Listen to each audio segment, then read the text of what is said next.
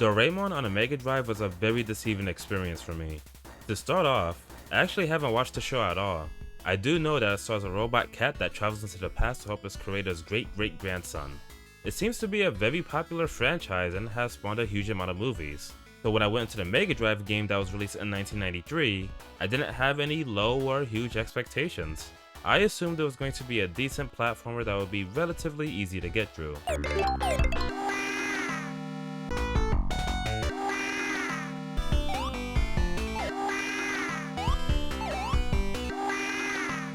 I couldn't be any more wrong.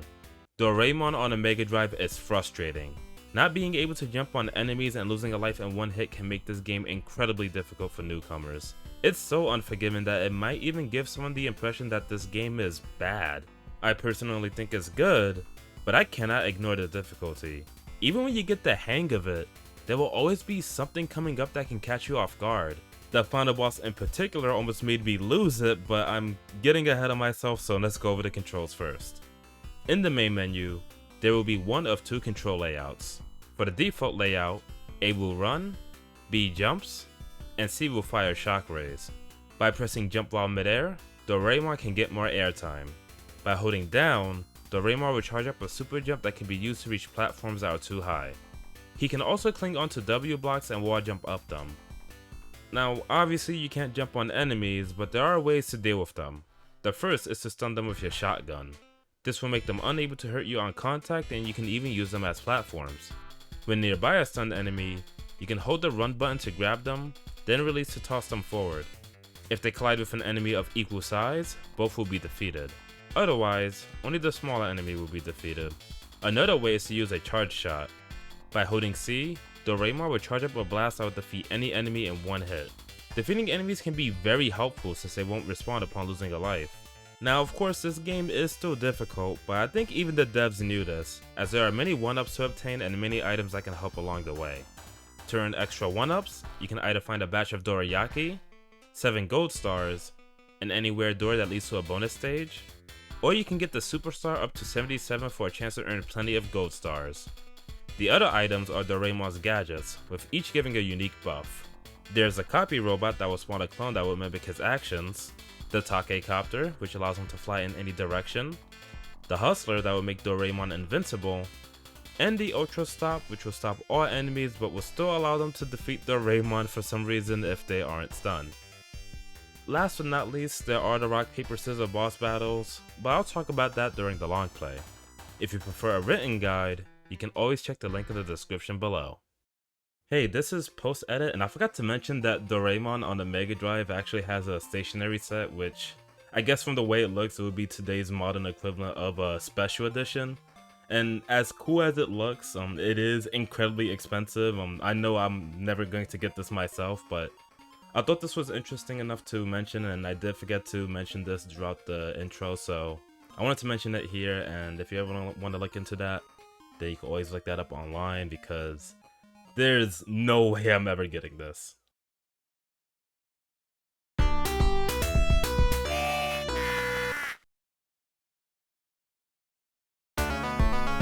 Alright, and this is my long play on Doraemon Yume Dorobu to 7 Nino Gozans, hopefully I pronounced that right, for the Mega Drive. Now this wouldn't be the first time I've done a long play / guide on a Japanese exclusive game. There was I think there was Doraemon for the Mega Drive, and there was also the big video I did on the Ninku games for like the Game Gear and the Saturn. But yeah, I mean, there's not too much I want to say about this game. I'm probably going to talk about it during like the end or the credits or whatnot, but man, this game is so difficult. And the reason why I'm leaving this on the intro now, I should mention that I am commentating over a run I already did. But I'm leaving this on the intro because it does show some plot in a bit, which should be coming up soon. Yeah, here it is. So the whole premise of this game is there's a dream thief going around. You can see him at the top, and he's stealing the dreams of the kids, which turns them into a dazed state. And he also does this to Doraemon's friends. So the goal of the game is to stop the dream thief, stop his 7 minions, and to save your friends by getting their dreams back. A pretty simple plot, nothing complicated. Again, I've never really watched the show. I probably should get to it.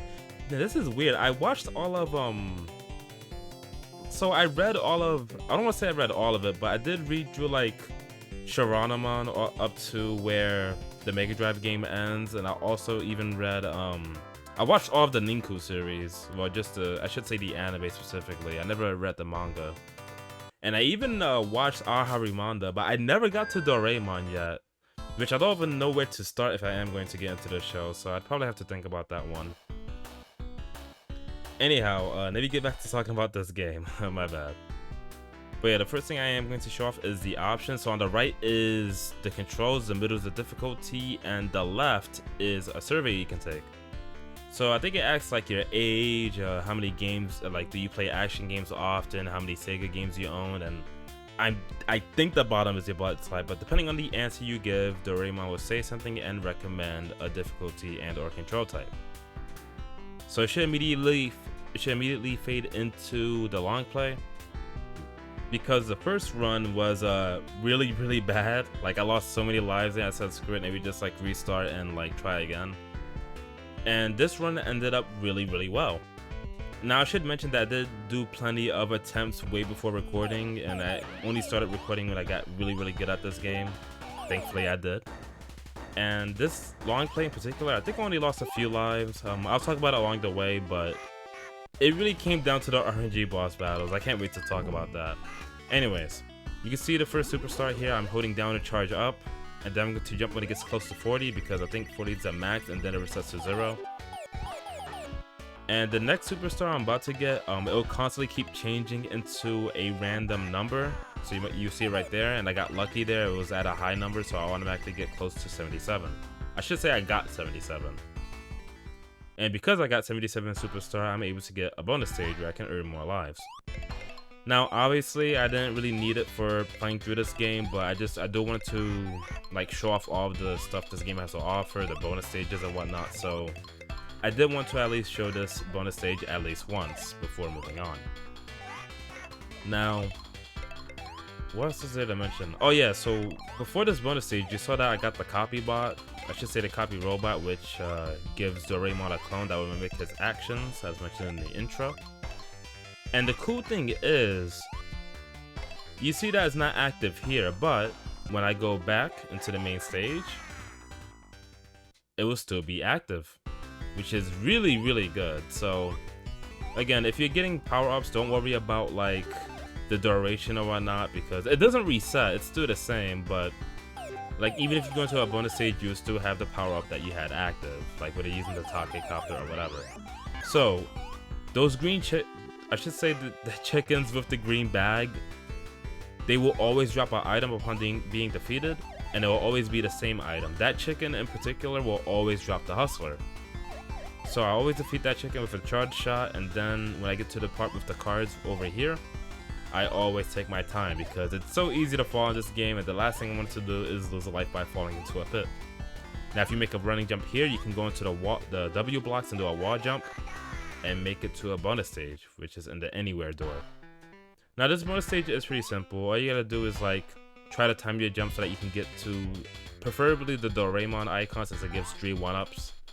So if you actually get all 3 Doraemon icons, you can get up to 9 1-ups, which is really good.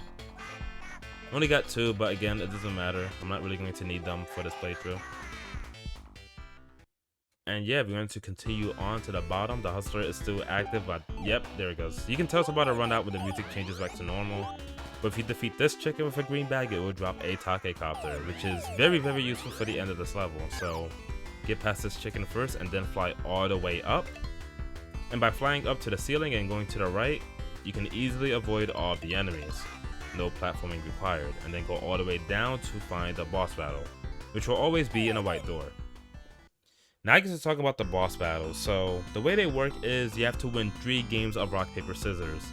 But it's not just rock, paper, scissors. You also have to face the direction that the boss faces right after. So if, let's say you win rock, paper, scissors, if they face, you have to guess if they're going to face up, down, left, or right. So in order to get a win, you have to do this, win rock, paper, scissors, and then face the same direction as them. If they win rock, paper, scissors, you have to hope that you look in a different direction than them to prevent them from getting a win, because If they get 3 wins, you lose a life and you spawn near the boss door.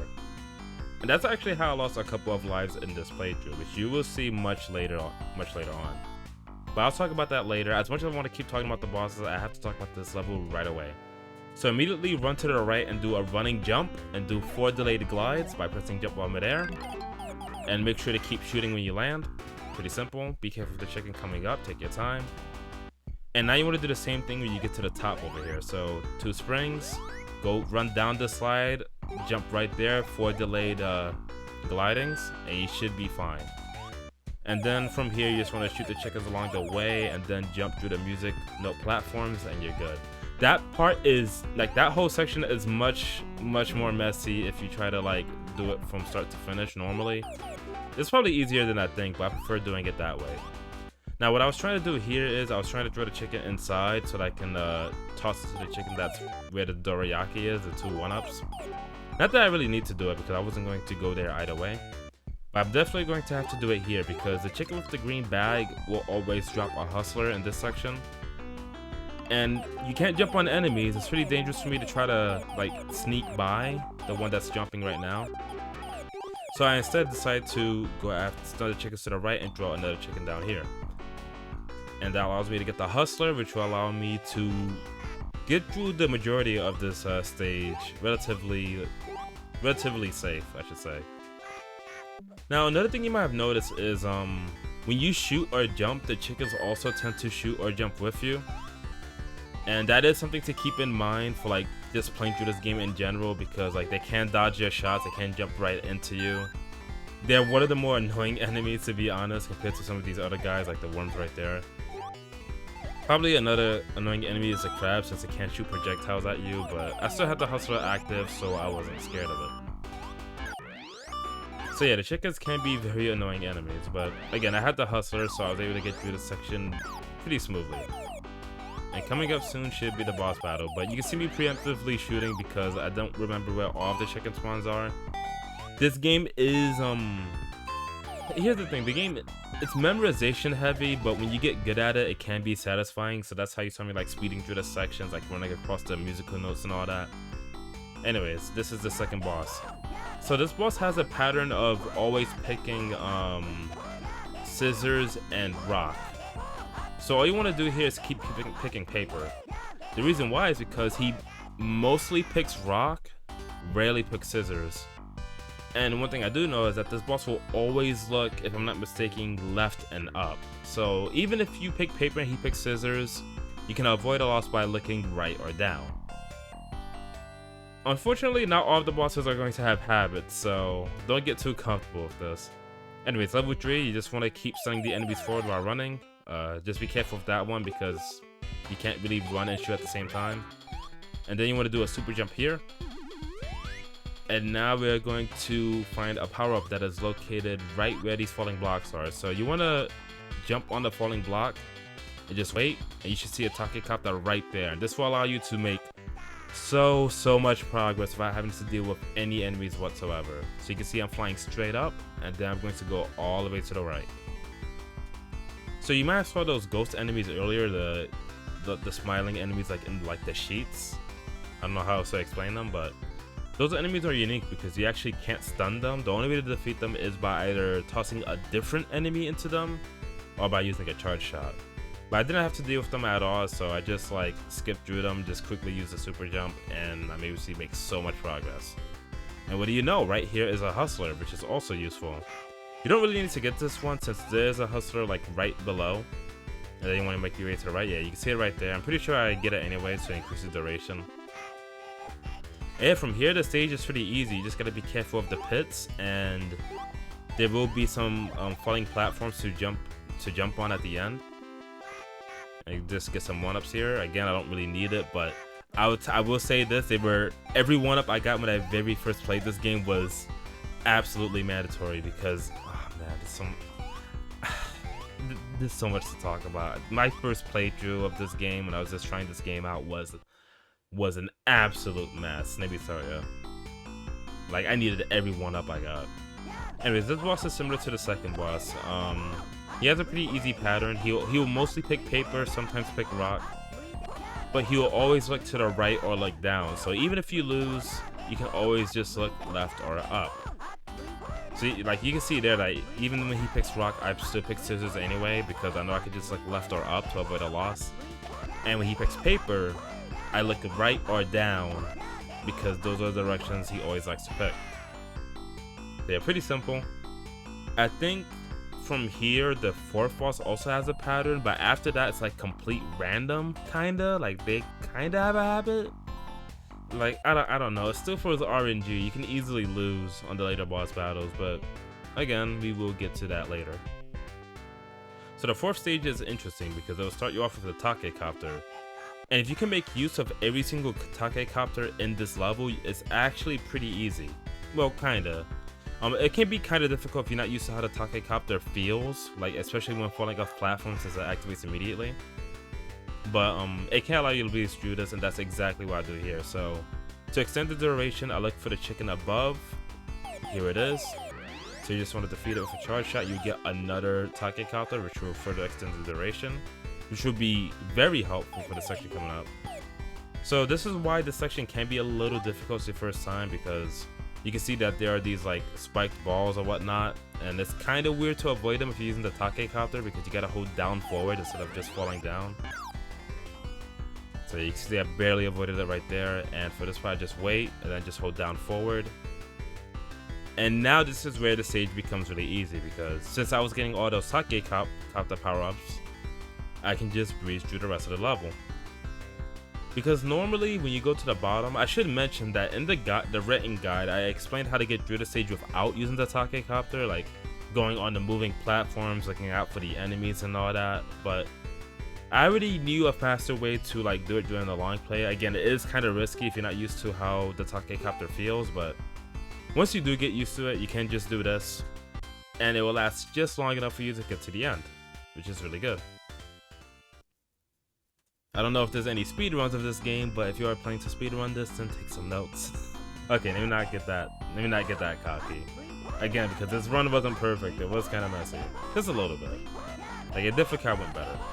Now this boss, it seems really random on which hand he picks for rock, paper, scissors. But one thing I do know is that this boss will never ever look to the right. So even though the rock, paper, scissors part is RNG, if he wins, you can just look right and you'll be fine. By the way, I should mention it is raining outside right now, so I'm sorry if there's like, I don't know if like the raindrops are getting into the mic, but there's not much I can do about it. Anyways, level 5. This will have a lot of moving platforms, as you see here. Wow, that was really dangerous. Holy crap. Again, I should mention you should take your time with this game. Obviously, you can see I'm rushing it, but that's only because like I already know what's coming up, and I've died a lot trying to figure this game out, so like this is after me failing a lot in order to get this good. So unless you know the layout and you know what you're doing, you should really take your time in this game. Anyways, you want to defeat this chicken to get an ultra stop. Now it's really useful here because if you see that red spike to the left, the red spikes actually fly at you when you get in range. But the time stop also affects the environment. So you can see these springs here. I actually can't jump on them because the time stop is active. So the time stop affects everything. And it's really useful for that part in particular because of the spikes. And of course the crab. So now that the time has went back to normal, you gotta do something a bit weird here. So stun the chicken. You want to grab it with the run button and take it down with you. Then you want to immediately stun it again after tossing it, and you'll get a hustler. Why should you do this? Well, if you defeat the chicken while it's flying up and down, the hustler can just drop straight into the pit, and the section will become much more difficult, as you can see here, because those spikes actually can hurt you. And yeah, you can see there I did 4 delayed glides in order to make it onto this platform really quickly, and we just skipped a ton of that section by having this hustler active. And yeah, from here you just gotta be careful with the spikes. I'm pretty sure here I got a duck. Yep, that should allow me to avoid that chicken as well. And that part's a little scary. If you get too hasty and like jump and shoot, that chicken below will actually jump with you, and it can like cost you a life if it gets in range. So I always try to get to that next platform in one jump. But other than that, the rest of the stage should be really easy. So you just want to take your time, just like go on the platforms. It's pretty simple. It's wait, what the oh, okay, so yeah, this is where I lost a life. Like I don't know what happened. I think I thought I went on the platform with the blue line, but I think I like slipped, and yeah, that was a really embarrassing death. That shouldn't have happened, but it's all good. I'm pretty sure that's the only life I lost from the platforming sections, and if there's any more lives I lost, it's probably from the rock paper scissors boss battles, which I will get into when they happen. I'm pretty sure it's at the 7th boss, if I'm not mistaken. Anyways, you'll find a hustler over here. This will allow you to blow through this platforming section. And when you go on this platform over here, you can just wait, and it will last long enough for you to get through this without any problems.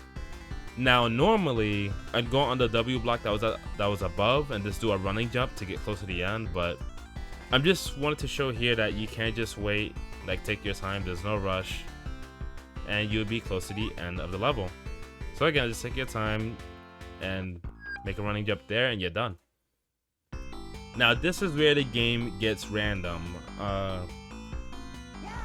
The bosses will pick whatever hand they want, the bosses will look in any direction they want. So I kind of just went with my gut. I'm like, I think this boss is weak to paper or rock. In fact, I think I actually maybe actually look at the guide I wrote, by the way, because I'm pretty sure I put something specific in terms of like what worked the most for me, even though in this long play I'm constantly using rock. So here's the thing, for this long play I constantly kept using rock and looking like left or right whenever I lost. I think I kept looking to the right when I lost, but whenever I got rock in one, I constantly kept looking up. Now for the guide I wrote, and I quote, "I just kept picking paper and looking to the left whether I win or lose. There's no better time to say good luck," literally. And yeah, it is kind of luck based because that worked for me as well, so I really don't know. Anyways, stage 6. Obviously it will introduce a new hazard. Keep this in mind as this will pop up in the last level as well. And this stage isn't too bad, at least this beginning section. Just take your time and keep shooting. There will be some off-screen enemies that can catch you off guard, like right here. You can see I was already shooting. And the reason why I say off-screen enemies, even though that enemy was clearly on the screen, is because in the intro I didn't get to mention the camera. The camera is an absolute mess in this game at times. Sometimes it won't really pan the way it should. Like it will hide enemies that are like either below or ahead of you. And yeah, the camera can really be like the doom of you. It can easily hide an enemy and then you jump down. It's like, oh, he's right there. And again, you can't jump on enemies, so that will result in you losing a life. Now this is where the stage gets a little difficult. I try to rush through the section a little bit. I really shouldn't be. This is kind of risky. Preferably you should use charge shots on those ghost enemies. And yeah, you'll come across these rotating orbs. And there are platforms, nothing too insane or whatever, but there will be a lot of platforming in this level, so you want to be very careful. And you will find a hustler. Now, just because I got the hustler, that doesn't mean I should rush. So you can see here that even though I'm invincible, I'm being very, very careful and like jumping across these platforms. Like I'm not even running there, like I'm just trying to be very careful and not falling down, because this stage is like, it's very easy to fall down on this stage. And that's another thing I should mention. Am I forgetting anything that I didn't mention in the intro? Cause I know the camera is a problem. And I think if you defeat this chicken, you'll also get a... That's right, that's what I forgot to mention in the intro. So, well, along with me not mentioning the chickens holding like the green bags that drop items, like I didn't mention that in the beginning. If you defeat them with the hustler, it doesn't count. Like they actually won't drop an item if you run into the green bagged chickens while you're invincible. You have to defeat them by like tossing another enemy into them or by using a charged shot. So always keep that in... Ooh, wow, that was really close. So always keep that in mind, like whenever you're trying to go after a specific like chicken that has a item drop, because if you defeat them with the hustler, they won't drop anything. And more importantly, this is the most important thing I should say about this game. I'm not even going to talk about this boss battle because again, it's just RNG, so I really don't know. So the thing is that as you can see in this long play, it's going really well. I only like lost 1 life from this stage 5. But as I mentioned in the intro, when you defeat enemies, they do not respawn. Now this is really helpful because when I first played through this game, that helped me a lot because it meant that like when I respawned, I didn't have to deal with those enemies again, like I focus on the platforming. However, remember there are chickens with the green bags that do drop very useful items. And because they don't respawn, you can't get those items back. So it can technically also make the game much more difficult as you can't depend on those items again. So that's probably something I definitely should have mentioned in the intro. I don't know why I didn't. I don't know if I'll go back and edit that in, but yeah, as helpful as it is to defeat the enemies, it also can be a double-edged sword. And now we're at the final level. And of course, this is going to be the hardest level in the game. But I did manage to get through it without losing a life. Now there will be a lot of fireballs over there as I got past them. You don't really have to defeat them, I just like jumped over them. But you can if you want to. And there are 2 chickens here, 2 eggs that fly around. I'll always defeat them just in case. And there are going to be a few more enemies around. So there should be 2 jack-in-the-boxes and an enemy with a pencil. And I'm trying to like bait that thing into jumping so I can stun it. And then that enemy with the pencil can be stunned from there. There we go. Just defeat it right there. And again, if you're trying to get a bunch of extra lives, you should be getting all of the items you see. But I'm just going past them because I don't really need it. Yeah, so far the stage is tame. It's really just like a bunch of enemies to get past. And I'm just specifically being careful of the birds since it's easy to jump into them and lose a life. But the first time I played this stage in my very first playthrough, it was really difficult. This was because of this stage itself and I can't wait to talk about the final boss. It's not even that complicated too. It's so silly, but look, if you played the game, you know what I'm talking about.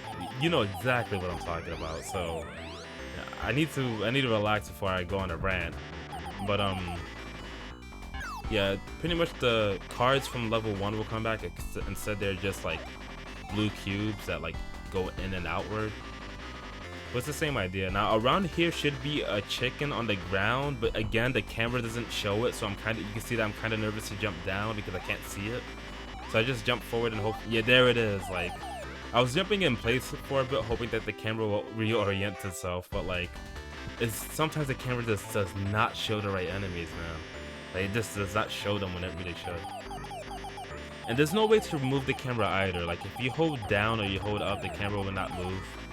So you can't depend on that either.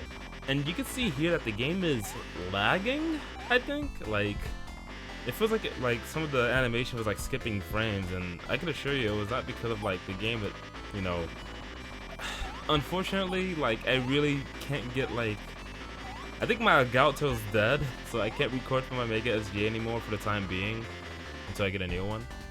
But I did play this on the emulator, but I can tell you for sure that it was not the emulator that was causing this game to lag. Like if there's too much stuff on the screen, this game would just start to skip a few frames, especially for the Doraemon shotgun. And yeah, that's just something interesting to think about. Now this section right here, you can see that I'm using a super jump to try to shoot the birds on the top, so that they don't get in my way. I don't think you really have to do that, but I do it anyways. I don't know why I'm trying to use a charge shot against them when I could just make it to the next platform. Now these wooden platforms, you want to keep jumping in place because if you just stay on them, they'll start to sink. But by jumping in place, you should still be able to shoot the fireballs ahead. And you should be good. And I would do the same thing for this one right here because I know there's another fireball enemy. Again, I'm making this look easy, but that's because I memorized this entire game. Like I know what's coming up. I know where the enemy spawns are. Really, I think the only scary stage for me personally might be stage 6, just because of the moving spears and all that, and I guess this level as well. Because again, it looks easy, but when you actually try to do it, like going through these like electric rods, for example, I don't like running past them because it can cause Doraemon to slide, which can overshoot it. So I just prefer to walk past them. Now again, same thing here. Don't rush it. Just keep jumping on this wooden platform till it's safe, and you should be good. And we're going to bait out this jack-in-the-box, and there should be a pencil enemy coming up. There it is. And I'll try to shoot the crab from as far as possible. Because if you get too, yeah, you can see right there, if you get too close to the crab, it'll actually attack you back, and avoiding its attacks is really difficult. So always try to defeat the crabs from max distance if you can. I'm pretty sure that chicken drops a 1-up. I don't really care about that, so I'm just going to stun it and be on my way. Or defeat it, that works too. And you can see the game is still lagging. And wow, I wonder if that lag actually messed up me like trying to shoot the crab for the first time. Anyways, this chicken below will actually drop a hustler, which you don't really need. So even if you miss it, that's fine. But if you don't get the hustler, then that means you can't mess up any of these jumps, since you'll fall right into like the chickens and like that'll be it. So yeah, that stage may look easy, but if it's your first time, like it was my, like when I first played this, I lost so many lives in that level. It was insane. Anyways, it's time for more rock, paper, scissors. And I'm pretty sure it was because I didn't lose any lives in like the previous boss battle, so I think it was definitely this boss battle where I lost at least 1 or 2 lives because I was just getting really unlucky. Now, maybe there's some Doraemon expert out there on a Mega, I don't know, but like, I swear this feels like RNG. Like there's no clear pattern or habits of the bosses, and you just have to hope that it works. So I don't know how, I really can't get any advice other than to get lucky. And yeah, you can see there, I lost a life, unfortunately. But thankfully, this game has some mercy. You can see that it starts you right back off at the boss battle, which is thank goodness, because man, imagine if it sent you all the way back. But at the same time, I'm just not a fan of like this idea of these RNG boss battles, because as a mini game it would have been fun, but as a required boss fight, like I don't know, man. I don't think I want to keep like trying to replay this game for a no miss run. Like it just doesn't feel that good. That's another thing I should mention too. When I was playing this off recording, I actually did have a run where I got through all 7 platforming stages without losing a life. But then I lost like 5 lives to this boss right here. Which, I don't even know what to say about that one. I was just like, okay, whatever. I wasn't even mad. I was just like, I just wanted to get it over with and keep going. But, yeah, like, look at this. Look! He's still going. And I bet you this is the one where I still lose. Like, look at this. What is this? How's this a boss battle, dude? It's just luck. That's all it is. And he finally looked left. Like, it's just luck. I don't know how to explain it. I don't know. Maybe he does have a pattern. Maybe he barely looks left and I got... Either he barely looks left or I just got really, really unlucky. I don't know. Like, man. Like, it feels so weird to be good at a game like this, at least in terms of the platforming sections, and then to just get bodied by this rabbit. Like, yo. Like, again, I'm not mad, it's whatever. Like, it's just rock, paper, scissors, and again, thankfully you do start off, like, near the boss battle. And I started using what I think after the second time I lost, I actually went back to my notes. Where, and I quote, yet again, this seems to be another boss battle where it's up to chance on whether you win or not. I won by using paper and constantly looking right, and that's exactly what I did here. So maybe, for all I know, that was the right thing to do, and hopefully so. Maybe I should have done that from the start, right? Anyways, that was stage 7, and now we're up to the final stage. And what you have to do here is just go through all these enemies. At the end will be the boss store. This section is really easy. All you have to do is just keep going forward and stunning anything in your way. As long as you do that, you shouldn't lose any lives here. Actually, when I first played through this part, I had a really difficult time because I kept rushing it. But again, if you just take your time and keep stunning everything along the way, this part's really, really easy. But now for the final boss. Oh my goodness. So the 7 bosses will come back. I should say the Dream Thief's 7 minions, and you have to face them in musical chairs. Now, if you played musical chairs before, you know the deal. When the music stops, you have to get chair before all the chairs are taken. One problem: they don't pop up until the last minute, so you have to guess where they're gonna pop up, which becomes more and more of a problem. I'm losing it here. I gotta relax. It becomes more of a problem the less characters there are. Now, as random as it is, there are some tactics you can use, which is what I'm actually using in this long play. One is to preemptively jump just in case one appears right next to you, so you can get ready to land on it. So you can see me like preemptively jump just in case, like right there. And another is at the beginning of this battle, I actually focused on going after the faster enemies. Like these enemies aren't too fast, except for maybe the bunny and the owl. I'm not too concerned about because he has a very high jump. But yeah, at the beginning you always want to prioritize the fast enemies. You want to get rid of them as soon as possible, because obviously they are the most dangerous, since they can get to a chair faster than the other characters. But yeah, it went really well. There's only 2 characters left, and they are relatively slow, so I do feel really comfortable here. Now, when there are about 2 or 1 characters left, you always want to try to preemptively jump near them, just in case both chairs spawn right next to them, because you could try to depend on reactions alone, but like if the chair pops up right there, they're going to instantly jump, and that's it. Like you can see, I had plenty of time to like get that last chair. Unfortunately, that is not at all the part that troubled me the most. It's this part right here that made me rage when I first played this. You have to face this guy, the Dream Thief, in the first to 3. You have to get 3 wins, or you have to get 3 wins before he does. If he gets 3 wins, guess what? You have to face against the 7 bosses again in that musical chairs. When I got up to this point, I had enough of this game's like RNG nonsense, so I decided, okay, I'm going to use a secret weapon that is the pause button. Look, I know this looks cheap. I know this looks like I'm cheating or whatever, but I need you to understand that when I first played this game, like I did this whole section without pausing. Like I beat this boss without pausing at all. Like you can do it, you can.